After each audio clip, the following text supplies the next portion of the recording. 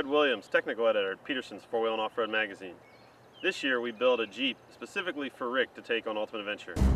It started out as a 76 CJ7, but all we kept was the frame, the grille, and the brake pedal. So we built the Jeep in a really short time, but we used something from everybody on our sponsors list. We started the Jeep project about 2.5 months ago. Rick's a big airplane fan, so we wanted to come up with something that was part Jeep, which is his main love, and airplanes. So we designed and built what we call the CJ17, part Jeep, part B-17 bomber. Under the hood we have a 430 horsepower LS3 engine from GM Performance Parts. It's one of their E-ROD engines, which is a smog legal engine, crate engine for swapping into hot rods, late model Jeeps, just about anything you want to take off-road or down the highway. This thing has more power than Payway's ever had in a Jeep. You should be ripping it up out there all week long. And of course 37-inch Goodyears ready to run down the trails and down the road. We didn't have a single issue with our tires. The Warn 95 XP. Warn's been great to us every year. We got a Warn winch on every project vehicle we built for Ultimate Adventure. We're hoping we don't need to use this all week.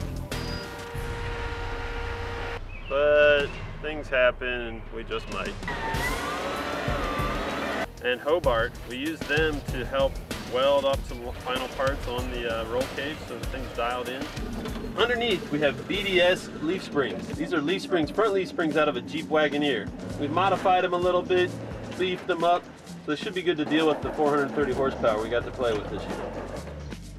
Overkill Engineering does a full line of body armor for Jeeps. We worked with them, came up with some rock sliders specifically for this Jeep. Daystar does a whole line of polyurethane products. We use them for the transmission mount and some of the leaf spring mounts. High lift jack, there's a high lift buried in the back of that Jeep right in front of the spare tire. This is our Warn recovery point. This is where we're going to hook up our bubba rope and pull the other guys out. That's for the next guy. We're really hoping we don't need to use this to pull ourselves out. And this is coffee. This Jeep wouldn't be done without coffee.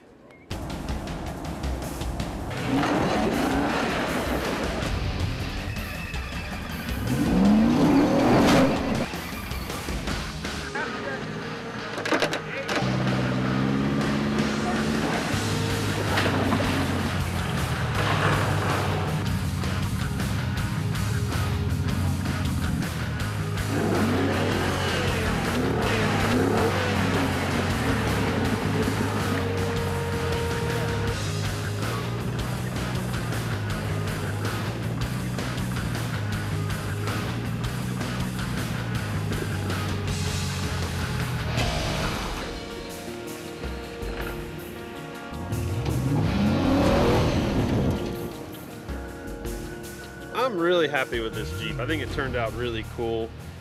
We wanted to do a Jeep that was kind of unique. It worked good, it turned out cool. It's something unique, but it's also pretty damn simple. And that's exactly what you want when you're out on a trip like this.